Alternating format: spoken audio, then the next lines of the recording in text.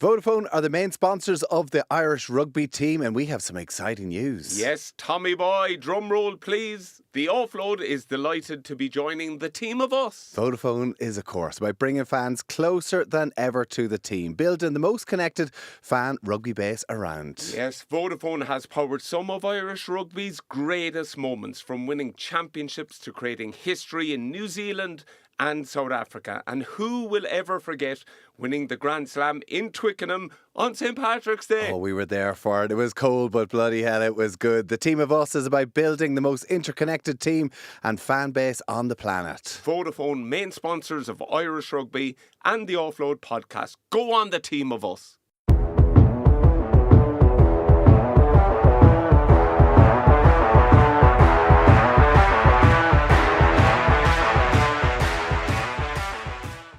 Right, we are in Limerick. Live show. Donncha, nervous? Nervous, ready to go, but I'm actually more worried about what's going to get said after this, because we're in different dressing rooms. We're not tugging out together, which is a bit weird. We did it purely because it was an echo on the podcast, but I bet you people around the UL will be going around, do you know who don't get on at all? Bowe and O'Callaghan hate each other. Like, couldn't even sit in the same room. Noel and Liam Gallagher ahead of the Oasis gigs. You see them driving in separately, driving off separately. Unbelievable performance, though. So listen, if it works, brilliant. If the performance comes together, who cares? But yeah, exactly. No, I am nervous for tonight. We're in UL tonight, and then we're in Dublin on Thursday, all before heading into Belfast and Cork next week. But it's good to be nervous, Tommy, isn't it? I haven't had this kind of feel for a while when you're like vulnerable. Oh, I did. You don't miss the nerves of an international match. I tell you, this is right up there. But the team is in. There's a number of changes, 5 changes from Andy Farrell. I suppose, listen, as an Ulster man, I'm delighted. 7 Ulster players in the team. Considering this fixture last year, there were no Ulster players in the Irish 23. No way. Yeah, so for the likes of Tom O'Toole, first start at loose heads. Nathan Doak is first chance of a first cap off the bench. No Craig Casey there. Some discussion online about Jacob Stockdale starting ahead of Tommy O'Brien. We'll discuss that as well. So yeah, a right raft of changes. What do you make of it? Yeah, look, overall, the big one I'm delighted for is Nick Timothy. I am personally, I know we'll chat about Stockdale, but I'm glad for him as well. And I know we always view the Irish setup with green goggles. You know what I mean? We have to put the provincial biases aside. But I actually think this is so important for Irish rugby that Ulster are being rewarded. And I think not only will it put the Leinster lads under pressure to put in bigger performances, but it'll give a brilliant kick up the arse to Connacht and Munster to realise that's how you do it. You turn the tide together and you all get rewarded together. Now, I know people kind of go, well, Ulster lost to the Ospreys last week, but overall they've been great, you know. So I think it's great to see that Ulster as a province are getting rewarded for how they're playing. And another thing that I'm interested in your view on it, something Andy Farrell said, I'd say they're up to speed. You know what I mean? They're coachable and they're up to speed to plug into an international level. So, I was glad to see it. Yeah, like, listen, it's exciting. From Ulster, I think they're playing some really good rugby this year, and the results haven't been perfect. We saw it again at the weekend against Ospreys. But I think the fact that Mark Sexton has come in with Richie Murphy as head coach, they're being encouraged to play an expansive, exciting style of rugby. And certainly in the backs, I just think they've been really, really, they're just playing with the type of freedom that we're seeing from other teams, particularly in the Six Nations, the likes of the Frances, with the Balakoon and a Stockdale on the wing, a James Hume at 13, McCluskey obviously ripping it up like he has been for Ireland the last few weeks. So I'm really excited. And listen, I know there's talk about why Tommy Bryan's not in, and I can understand that given how well he played against England a couple of weeks ago off the bench. But realistically, he's generally a right wing, and it does make a small bit of a difference to be starting on the left. Jacob Stockdale is a natural left winger. And yes, things didn't go great for him against France at the start of the campaign. They didn't go great for Tommy O'Brien in that game either. But Tommy O'Brien was given another go last weekend or last time out. Jacob Stockdale's getting given another go, and like we know he's been playing brilliantly for Ulster all season. He's been playing really well for Ulster for the last couple of years, and I love the fact that Andy Farrell has backed him to give him another go because, again, Andy Farrell said a few weeks ago, listen, don't judge me now, judge me in 18 months when we get to the World Cup. And that's exactly what he's done. He's trying to expand out this player pool again. The likes of Tom Stewart at hooker getting a go instead of Dan Sheehan being out. Nathan Doak in ahead of Craig Casey, because like the problem is Gibson Park's going to win his 50th cap, but a week out from a World Cup, if he picks up a hamstring injury, for instance, and Craig Casey comes in, who was going to be number 3? So it's a real opportunity for Nathan to put his hand up. Yeah, and the thing for me under Andy Farrell, you never question it, but I love that he is saying to Jacob there, I know it didn't go well, I know you had to suffer for a week and then see that, but here you go now. And like Stockdale does need a big performance. Yeah. You know what I mean? This is a defining game in his career. He'll be remembered what he does. I know I don't mean to heap pressure on him, but it's one of those games, Tommy, we've all been there where you got to bring it. And with his capability, also on top of having a load of his beyond teammates, his brothers, his Ulster friends around him, he's more than capable. So yeah, I think it's a good selection and excited for it.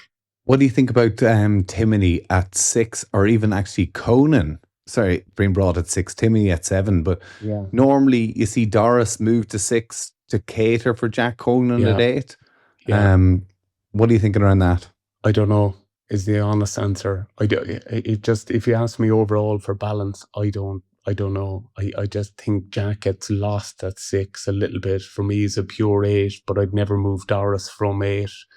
I can see that Timothy, you can put any number on his back, man. He can do it all, can't he? So they're probably trying to accommodate that. But I just think with probably the threat that Wales always have on the ground as well, it's no harm having the likes of Jack. And he gives you carry, man. He will graft all day. Individually, I like all of them. It's just the collective. I don't know how well that will click or provide. Gives you a few line-out options as well, so always interested. Of course, we're going to get the Welsh angle from it on the podcast today because we're catching up with Dan Biggar, a guy we both played with and against with the Lions, with Ospreys, and obviously Wales. So it'd be really interesting to hear his take on things, and obviously him and his bromance with Ronan O'Gara as well. So they've made 3 changes going into it, more enforced changes from the Welsh point of view. But what way do you see the match going, Donncha? Yeah, I think if we keep going the way we're at, you can see there's development. We're getting better every game. I know France was a poor start after the Autumn International, but the biggest thing for me has been the vacuum of Andy Farrell going off to the Lions. I know we're saying agent squad and different things, but I just think his emotional intelligence, his attention to detail, all that was missing for a year. And now everyone's back in line with it, and he's managed to blood a few more guys. I would hope that we would have too much. I would hope that we could probably play at a pace that Wales probably couldn't keep a hold of. But yeah, it's I know this sounds crazy, but you want to see Wales doing well, but not in this one, if you know what I'm saying. It's the one hopefully that we have too much from. Well, I just think of this game last year, and there was obviously the Gary Ringrose red card with that tackle that he gave away. And I think it was Elliot Mee on the wing who just put the ball down. And I think he was just short of the line. His elbow was in touch. Like we know Wales can score tries. They can play some good rugby. It's how can they contain Ireland? I mean, that's the big question mark this weekend. And like, I just don't want to get a little bit ahead of ourselves, because I kind of think of that performance against England was phenomenal. And we relied on a lot of the old guard in that game. But you think of the week before that against Italy, they made 5 changes. There was a bit of disruption and things didn't quite click. And Italy played some really exciting rugby. And I kind of would fear that with 5 changes again, a number of positional changes, it's not going to be perfect against Italy or against Wales. And I just think that we better not just get too far ahead of ourselves here. That England performance was phenomenal, but we're still in a bit of a build-in phase, giving guys opportunities. I think the Absolutely. coaches are seeing it. Yeah, and I think that's great. It's a great way to be when you're blooding that many fellas and you're bringing in so many guys, and there's guys leaving camp. Like I'd say Dan Sheehan's leaving kind of scorched. You know what I mean? Craig Casey's going, wow, you know what I mean? And then you have competition for places, Tommy, which is the most important thing you have in every good environment we've been in. If there's fellas competing and training sessions are antsy because you know they matter, as opposed to it's the same team that's going to roll out. So I know this might hurt us to say, but the autumn internationals and France at the start of the year could stand us in good stead in time, because I think we now know where the standard is, if you know what I mean. And when we dip below it, we're in trouble. Also, I think we've transitioned our game quite well. We're getting back to multiple options at the line. We're getting the ball wider than we probably had. We're not kicking, and like France was so not us, wasn't it? Yeah, no, it was a poor performance. And yeah, it was. And I mean, France are the team to beat this weekend, but I think them up against Scotland's going to be a cracker of a match. Oh, what a game. What a game. Yeah. Do you think Scotland can do it? Well, do you know what? Whenever they came back to beat Wales, like it was one thing that you've seen with that team that we haven't seen in composure going behind. And actually, like Wales burst out of the blocks, played some great rugby, but it didn't look like Scotland panicked. They were able to get themselves back into the game. And I just, you would wonder, have France, like if something just didn't go their way, will they show a bit of frailty that we've seen in campaigns gone past? The big one for me, from a completely Irish, selfish point of view, I kind of hope they do, so that they're coming to Dublin for a championship, a triple crown. It's all on the line. Yeah. Because I think if they lose, the narrative will get spun for, okay, it's been an up and down Six Nations for Scotland, but if they could get like Gregor Townsend's never beaten Ireland, so if he can get that monkey off his back, it's a successful Six Nations, and we become the scalp. I like Andy Farrell's line about being the hunter, and I'd love them coming into town looking to win a championship in the Aviva. Could you imagine it? Oh, it would be like class, but I'd say the Six Nations organisers aren't too happy about it with this. Have you seen the trophies being burnt?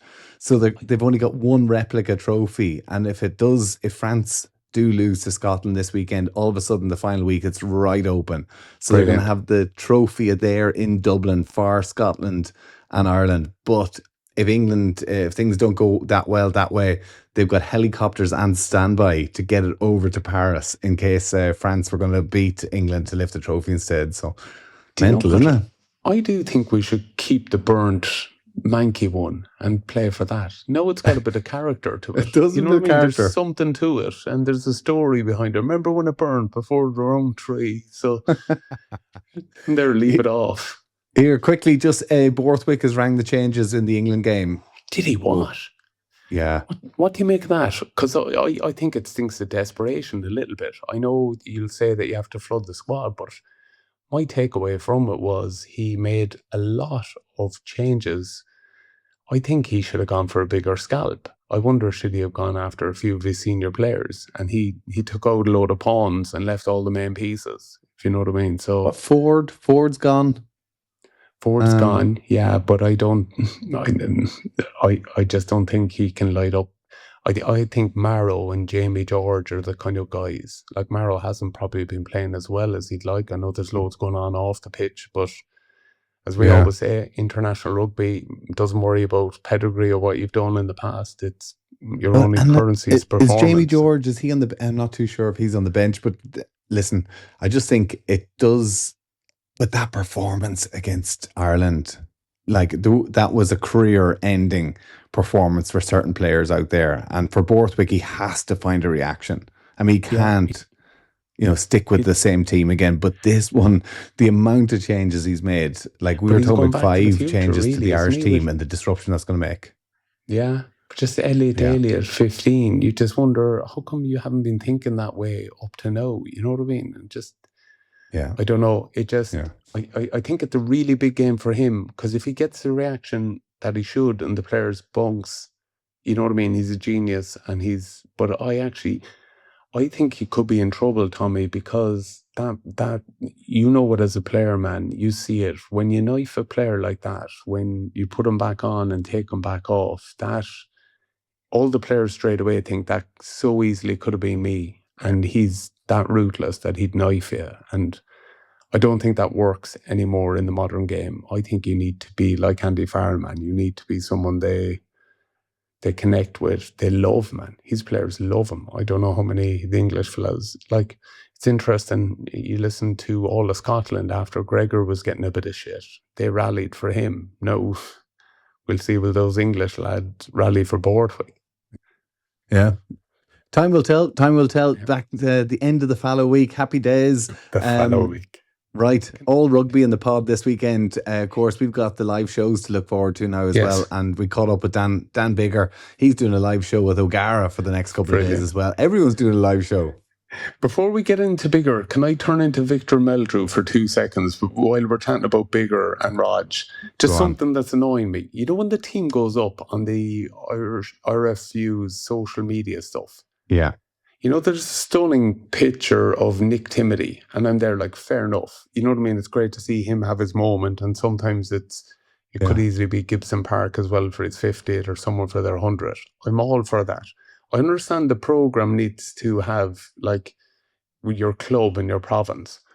Is it too much to ask to have a first name as well, just in surnames? You know, the way they just named the team with surnames? Like, just think of it, like, they've Osborne at 15, and, like, you could be there, if you were into rugby a little bit, you were there, is that Andrew, or you know what I mean? Or Jamie?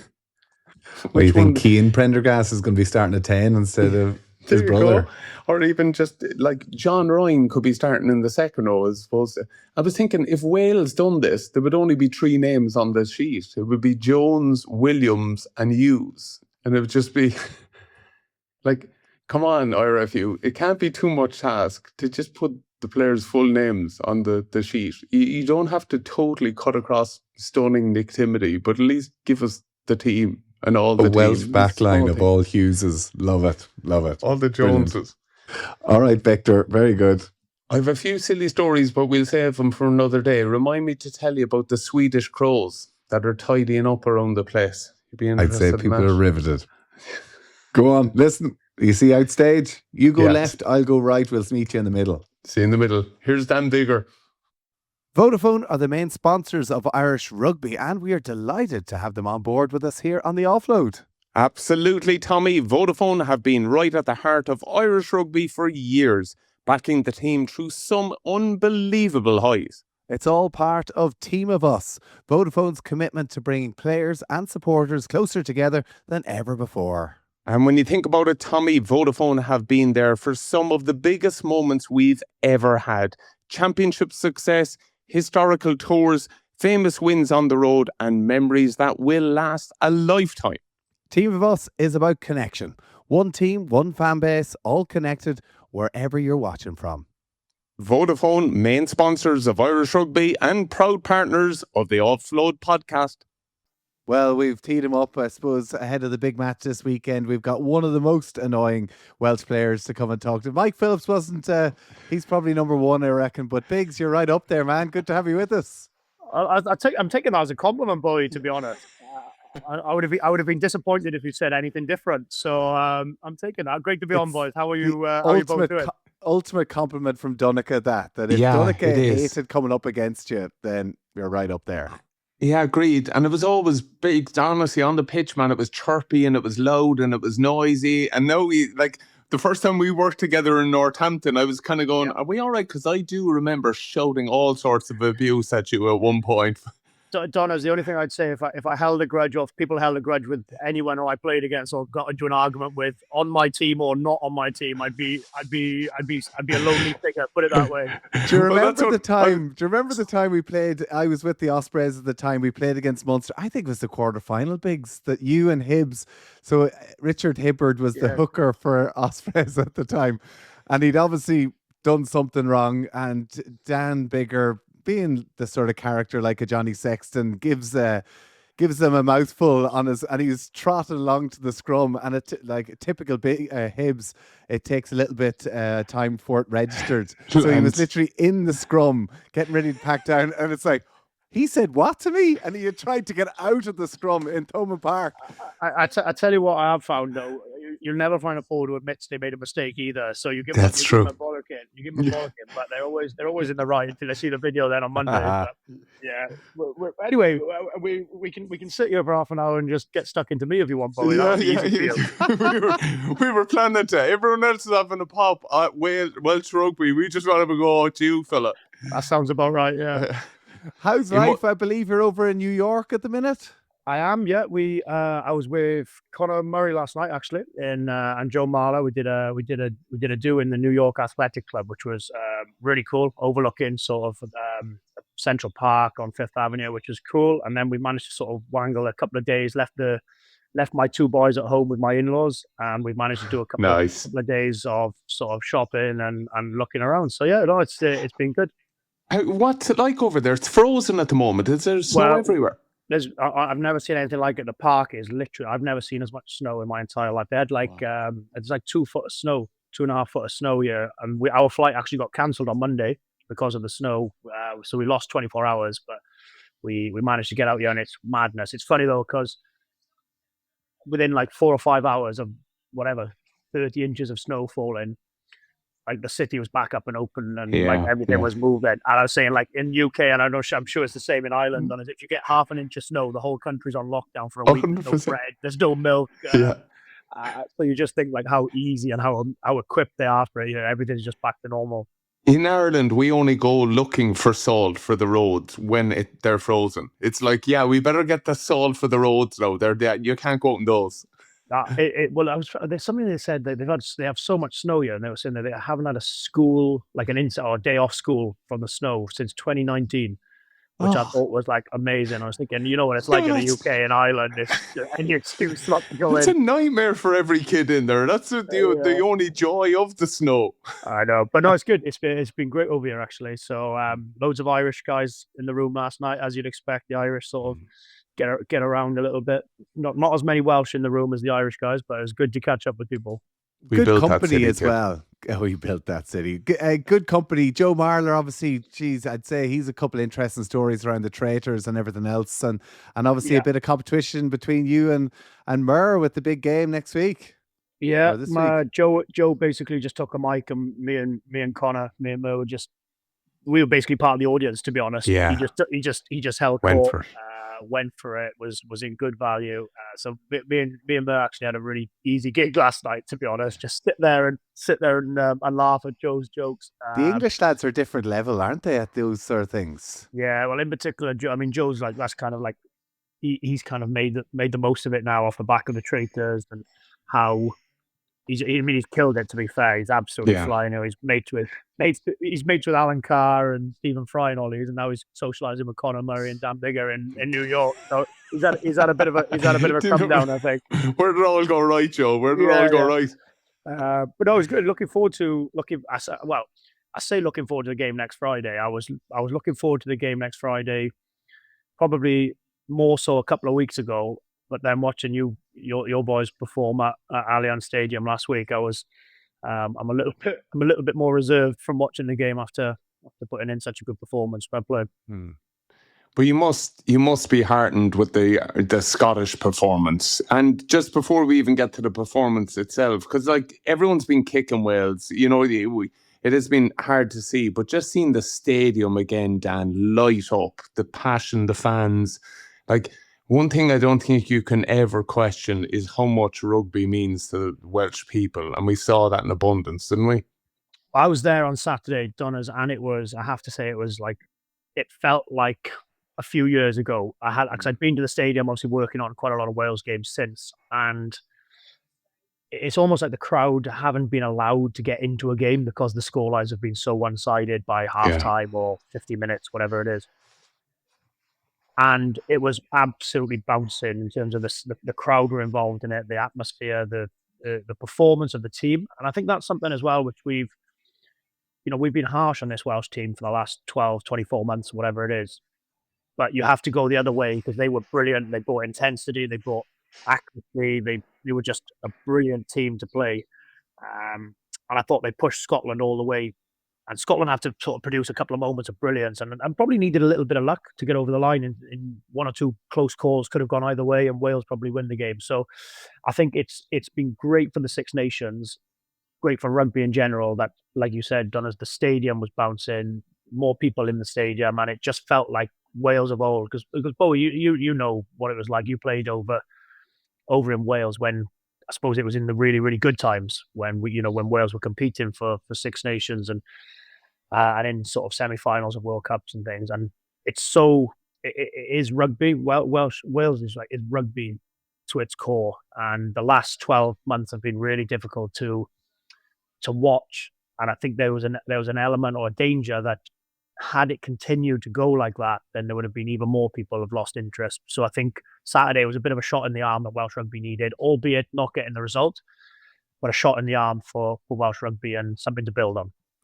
I think 100%, but they need to build on that. They didn't get the result. And I think you're right. There was one or two calls that could have gone Wales's way, particularly around that drive maul at the end. I thought they were a little bit unfortunate with that, but what do I know about mauling? I was just about to say, Bowie, that would be your specialist subject, wouldn't it? Technicalities of the driving maul. Yeah. Why didn't you just give it to the winger, let them score? Much easier way of doing things. These fat fellas up front rolling over each other. But obviously Italy coming up as well. It's going to be a huge game that they really need to get. And the way Italy have gone, and Italy really improved. So, I mean, that's going to be a difficult one. With Ireland, though,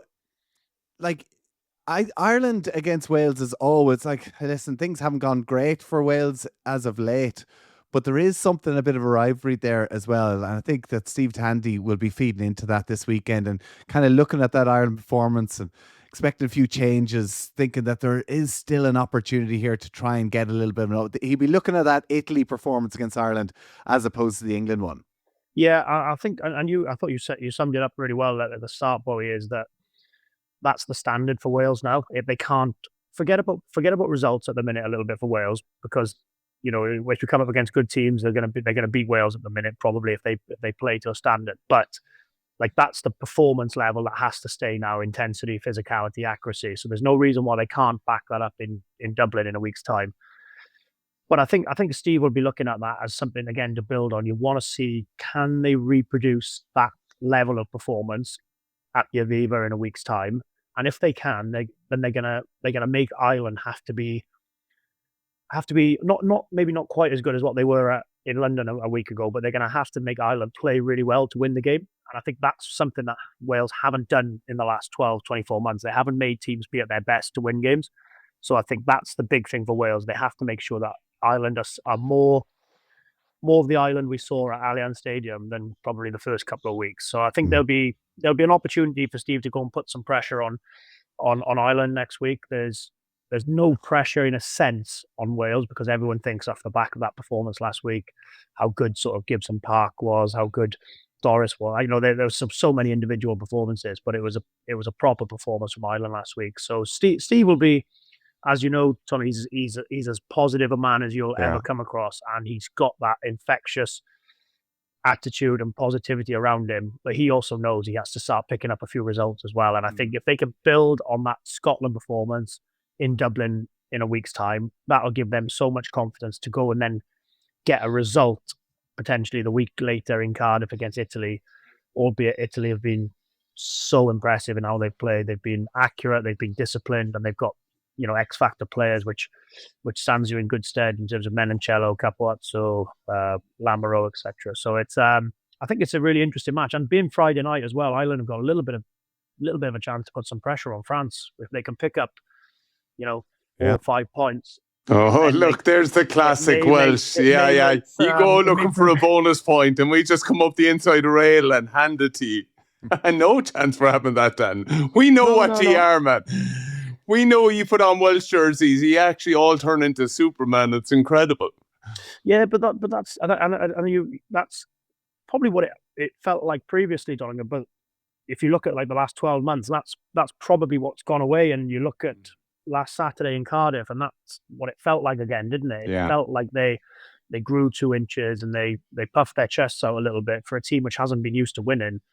So I think that'll give the team a huge amount of confidence. Yes, as you said, Bowie, the result was desperately disappointing not to get over the line in a close match. But I just think the performance and the momentum which they'll gain from that will hopefully stand this team in good stead to go and ruffle a few feathers in Dublin. Dan, I don't want to get into the kind of political side and all that side of it. It's too deep. But just in terms of Steve Tandy, you know him as a man. Just is there an awful lot of pressure put on him? One, to be the head coach, but two, not to support him with a defensive coach with, like, what I've always noticed about Wales, they're stingy with leaving you score anything, man. You had to tip away at the kind of 3-6-9 to just be within it. And now defence does need probably the most work. You know, do you feel they're overloading him with work, tasking him to be head coach and D? I think, to be honest, and Steve's come out and said it himself, Don, is that he's probably spread himself a little bit thin. He's having to do, obviously, a head coach role, as you know, is, quite often is not a huge amount of coaching, is it? When whether you're a head coach, DOR, whatever you are. And I think he's having to then do the selection, the weekly schedule, the off-field issues, which there's plenty of, and then sort of coach the defense, which is almost his most important role in the squad at the minute, because he hasn't got anyone to do it. So obviously they've employed someone coming in, Peter Murchie, for the next campaign. That'll come in, that'll kick in post this season. But I think he'll be so glad when he can pass a bit of responsibility off, and just be able to sort of concentrate on being a head coach and being on the grass, because he's got so much. He's got the off-field stuff. He's got the players, the selection, the schedule and all those things without having to. And Steve's an on-the-field coach. Steve's the best you get out of Steve is when he's on the grass and he's not worrying about delegating too much and thinking, okay, I've got to look after him, and him. And you mentioned it, like what Wales used to be in Sim Justinian. It probably helped that we had the best defence coach that's potentially ever been in Sean Edwards, and it's almost an impossible task to replace him, and you'll always be compared. But I thought he said something really interesting the other day, that the game has changed. If you've had a bad day defensively 10 years ago, you maybe concede 25 points. Whereas if you've had a bad day defensively in this game, it's probably 45, 50 points, and you get punished because of the way the game and the rules, and it's so favoured to the attack. So I thought that was quite an interesting thing to hear someone as great as him say that. So what's your take? What's your take on the attack at the minute? Because there's been a huge amount of talk about the kick, but actually what it's now seeing is that, yes, there's a lot of kicking, but if it goes to contest, it's leading to an awful lot of transition play, quick play, and you're seeing the likes of France and Ireland, even at the weekend, with Balogun just being able to shift that ball away from a point of contact and finding space. I thought Balogun was good on the weekend. It's nice to have an Ulster winger who can play a little bit for Ireland. It's taking them a while. Yes. 1-0 Bigs. I thought, needed someone in that space, Bowie, didn't they? I couldn't do it forever, Biggs. You're right in what you're saying, though, Bowie. It's the rule now that you can't sort of block and protect the catcher is leading to so many loose balls and transitions where the defenses aren't set. So you look now, it's really actually quite still really difficult to break a team down from first phase or even sort of 2-3 phases, because defenses aren't generally really set.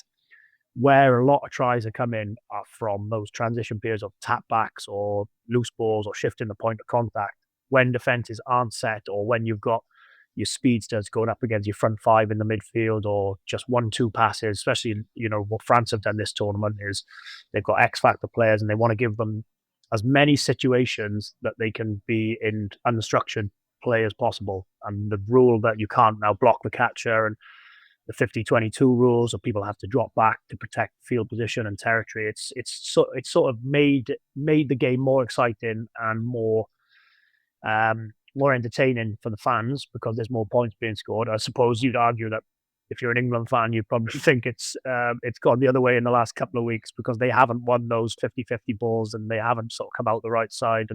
And it then looks, when you don't get it right, it looks as if you're almost kicking possession away. Yeah. But I just thought that Ireland on the weekend just got that really right. Won all the aerial battles, all the scraps, looked hungry, and then looked really good in transition. I thought Jameson Gibson Park that's as well as I've seen the team play and him play since the Lions tour. I just thought he kept the whole tempo of the game moving. I thought he didn't give England a chance to set, and he was just it was a masterclass.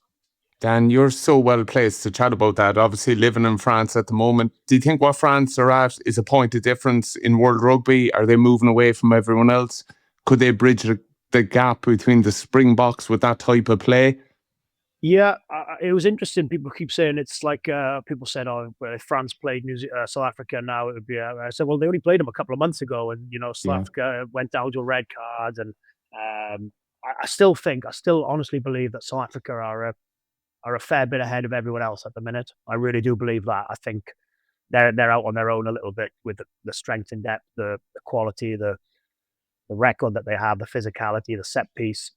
And that's probably something which stands them apart is that set piece. You look at, Ireland have obviously had their struggles around set piece. France's set piece hasn't actually been as strong. Obviously, the sad news of Antonio retiring, they probably are still looking at finding a solution there. But look, you look at the team they've got.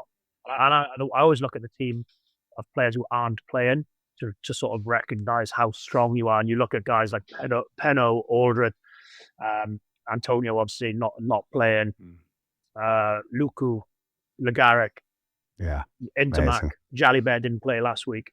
Morfano was out injured the last couple of weeks. Stop naming them, man. Stop naming them. So when you put all those guys together who aren't playing, you're thinking, well, how are teams sort of supposed to compete? You know what I mean? When you've got your third, fourth choice who are world class anyway. So I think that's their point of difference at the minute. The two teams who I think are probably 1 and 2, Springboks and France. But I have to say, I think Scotland have got a game to challenge France because they put the ball in the wide channel a lot. I think they'll get overpowered by the end, and France look ridiculously good, and you back France every day. But I do think it'll be a little bit tighter than what people think. I think Scotland's game suits playing against teams who, because they want to get the ball into the wide channels early doors. And if they get front foot ball and quick ball, then they can challenge that sort of centre partnership and the scramble D that France have. But at the minute, you'd have to say France are a cut above everything else in the Six Nations on what we've seen. Who's having the coffee? That's Joe Myler. There's a coffee going on in the reception area. Tell him I'll have a flat white there, please. Here, like when you're seeing Scotland then at that sort of level, and they do look like they're playing a good brand of rugby, and Wales gave them a hell of a game. This is a mainly Irish audience here, Biggs. Can you give us a bit of an overview, though, what's going on behind the scenes in Welsh rugby in terms of the situation with the Ospreys? Looks like they're going to be going from 4 regions down to 3. That's been put back another year here. But do you worry? Do you see an avenue out of this for Welsh rugby? Because I think they are the last country from Ireland, Scotland, Wales that have won a Grand Slam. So it's fallen by the wayside very, very quickly, but can they get it back? Yeah, well, and to be honest, probably I've deliberately tried to not sort of get too involved because I don't know, living outside of the country as well. I don't know the goings on, the details and things like that. But I think what's frustrating from a Welsh perspective. Are you not in the former players WhatsApp group? Me, no. I'm not. No, I didn't get the invite. But I must add, should I?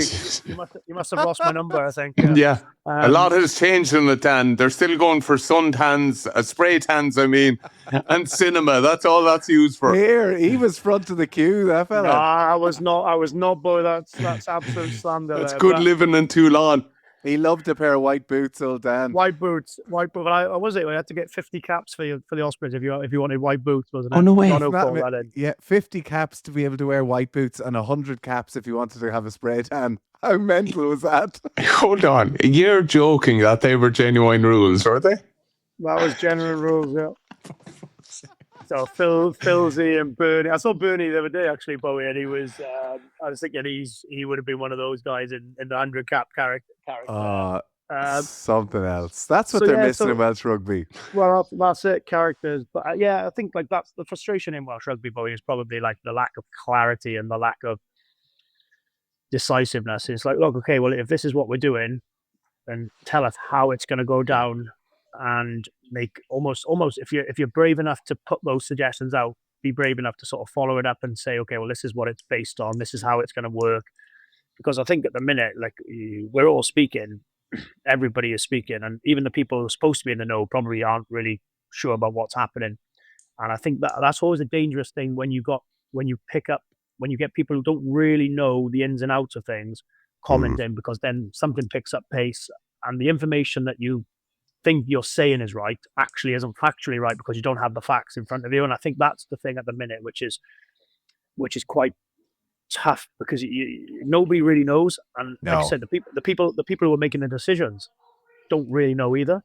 So for us to be able to come out and say, okay, well, this is the best thing to do because of X, Y, and Z is really unfair on everyone. But it's off field. It's a big mess that needs fixing. And is it 3? Is it 2? Is it 4? Like, I don't know the answer to that, but it's the God's honest truth. I know that playing for the Ospreys, for me, was playing for my hometown club was one of the greatest honours I've ever had. Playing with some of the players that we played with was incredible. But so if that's the way it's going to go, it feels like it's a really tough way out. But again, it's one of those where you just need to see what the future holds.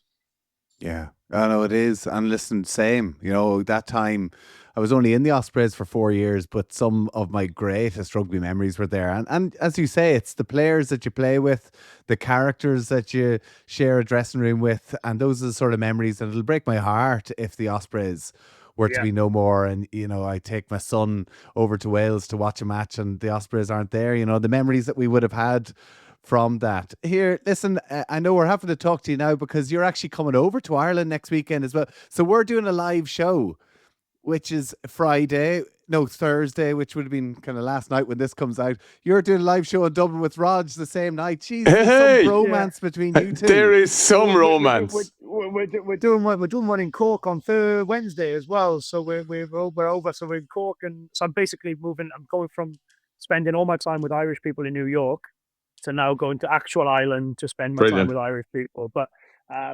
Roger's been great.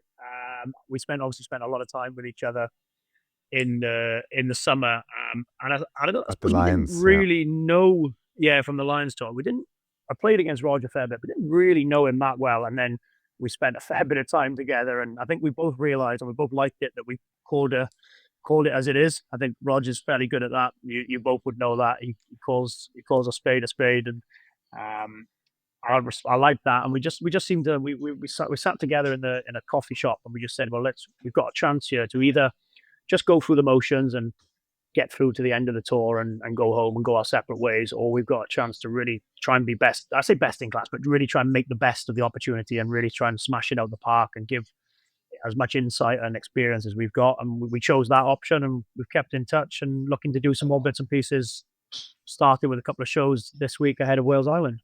It was magic he did that, to be fair. Just looking at that Lions tour, it was probably one of the main takeaways from it, because it's a frustration for me when ex-players go in and we play small and we do the same shy talk that's always been there, the dog legs and the fast hands nonsense. You know what I mean? It was great to have you and Raj and Miles taking that Lions tour and bringing the game forward. It kind of felt like Monday Night Football a bit.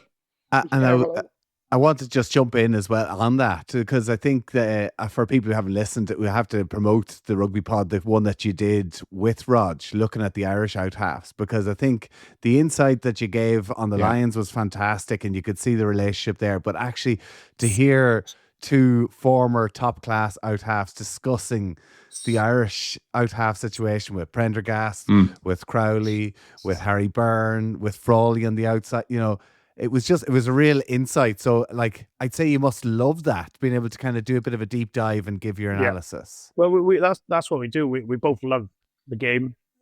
We both sort of have, and I think what's worked really well with us, Bowie, as well, is like we don't always see eye to eye on things. Like, I think we can tell. Nothing.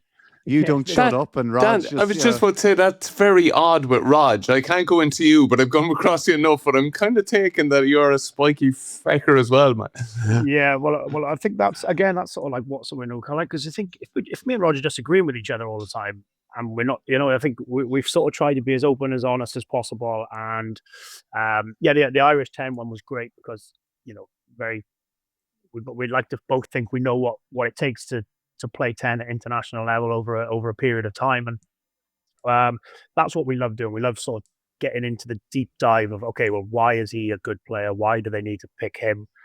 What tactics are this team playing? Where are teams vulnerable? Rather than just brushing over things, we like going into detail, really. I think, Rog, from a coaching point of view now as well at La Rochelle, it's worked out really nicely that you've got an ex-player and two ex-players, but Rog now in the coaching side, so you get a different perspective as well, which has been great. And we're hoping that there's plenty more to come, but it's been good value, fair play. Dan, would you look at getting in at that side of the game? Like, your knowledge is at the level? No. That was the quickest no ever. Whoa, yeah, hold on. Leave us sell it. There's an opportunity just to come up here in Munster. There's a few coaches. I'm sure you boys would be the same. But every ex-player who's gone into coaching, I know I haven't seen them smile since they've gone into coaching yet. In terms of, like, it looks like it's so much pressure. It looks like you lose on a Friday night. Your whole weekend with your family is like, laptop, planning, training. Who do you drop? Who do you phone to say that you're not playing next week? And it's almost like it's more pressure and more time than when you were a player. Yeah, it and is. The reason why I've chose to finish was because I wanted to have more free time, be at home more with the family and things like that. So if you go into the coaching side of it, you're sort of defeating the object. I said I always loved if someone said you can coach 8:30 till 3:30 Monday to Friday. I said I'd absolutely love that. But as you both know, lads, it's that doesn't get the job done at this level, and it's not good enough to just be a Monday to Friday coach, but working hours. That's really interesting, because the rugby IQ that you have, Dan, is huge. And when you think, like, listen, it's grand for me and Donncha to sit here and have a podcast and give our opinion on things, but people like yourself actually know what goes on the pitch. Do you know what it is? You're right. It's the scene in Good Will Hunting where we're kind of going, man, if you're here in 3 years on podcast, we'll kick your ass. I'm still brushing the floor, right? But honestly, like, Paul, like, so you think of Rog, you think of Stephen Jones, you think of Johnny, who's now gone back into coaching, Paul O'Connell is similar. Like, for Welsh rugby, like, Paulie didn't want to go into coaching. It didn't look like. He took a couple of years out. Johnny went and tried to do it in the business world as well, but the IRFU came knocking. And I just think for Welsh rugby at the minute, to have somebody like yourself with the rugby IQ there, it's a surprise to me. This must be killing you, giving me a couple of compliments. No. Listen, mate. Listen, we had some great times and some great disagreements as well. But listen, I always loved playing alongside you and loved playing against you as well. But you are, like, listen, you're a competitive animal, and I think, but with that rugby IQ side of it, I just think for Welsh rugby, it's a shame to let somebody of that level to not give it a go. But at the same time, family comes first, man, and the commitment, and you moving away from. Is it Gorsinan you're from? Is it Gorsinan? That's the club I played. Yeah. Good knowledge for you. Yeah. Hey, that's memory. Gorsinan, to go to Northampton, to go to France. It's a big commitment for family as well, and sometimes you have to give that back. Yeah, I think that you're right, boy. It's kind of like, it would be unfair of me to then be, because you're away every weekend if you're coaching. It's longer hours, and like I said, I actually love the idea of being on the field, or actually love coaching. But I'm just not prepared, is the honest answer, to give up everything else that goes with it. And that's I would love to be involved in some way, shape, or form coaching, but I'm not prepared. And if I'm going to do it, I want to be absolutely all in on whatever I do, whether it's media stuff, whether it's coaching, whether it's corporate, whatever it is. I want to be, like, all in, and I can't. I'm not prepared to do it. Exactly. I'm not prepared to give up the time to do it. Well, that's the animal you are. You need to be 100%. I'm not prepared to not sleep for about 6 days and stress over everything else. So I can just watch a game, call a game, and then go home and sleep well. No, good on you, Dan. You've got it right, man. You've got it right. Like, hopefully something will bounce in time when it's right for you and that opportunity is. But top of the tree, man. Look after your family that made all the sacrifices for you, and make sure that you enjoy all that time, because it's well earned. Here, listen, best of luck with the live show in Cork. We're going to be in Limerick and in Dublin. We're the same night. So maybe we can bounce across, catch up for a pint afterwards as well. Yeah, But listen, let's do that. thanks so much, honestly, for joining us here to give us an insight on what's going on behind the scenes over in Wales. And listen, when I said we used to hate coming up against you, it was only from a pure respect. And, I fucking hated playing against you, Dan. Absolutely hated it. And that's the only thing you want out of a fella across the way from you, isn't it? I've never been so happy, Donegan. Now, Dan, just quickly call it Wales, Ireland.